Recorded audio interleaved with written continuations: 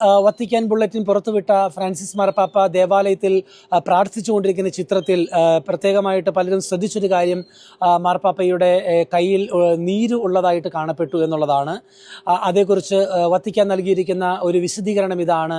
Francis മാർപ്പാപ്പ ആശുപത്രിയിൽ ചികിത്സയിലായി ദിവസങ്ങളോളം കിടന്നതുകൊണ്ട് മൊബിലിറ്റി ഇല്ലാത്തതുകൊണ്ടാണ് ആ ഒരു നീര് വന്നത്. തീർച്ചയായിട്ടും അത് ഗണ്യമായ രീതിയിൽ ആ നീര് കൈകളിൽ കുറവ് വന്നിട്ടുണ്ട് എന്ന് പ്രത്യേകമായി മെഡിക്കൽ ബുള്ളറ്റിനിലൂടെ വ്യക്തമാക്കിയിട്ടുണ്ട്. ഏറ്റവും സുപ്രധാനമായ മറ്റൊരു കാര്യം അറിയുവാൻ സാധിച്ചത് ജെമല്ലി ആസ്പത്രിയിലെ 10-ാം നമ്പർ പേപ്പൽ സ്യൂട്ടിൽ ചികിത്സയിലായിരിക്കുന്ന ഫ്രാൻസിസ് മാർപ്പാപ്പ ഇതിനിടയിൽ സ്വന്തമായി നടക്കാൻ ശ്രമിച്ചിട്ടുണ്ട് എന്നുള്ളതാണ് മനസ്സിലാക്കാൻ കഴിയുന്നത്.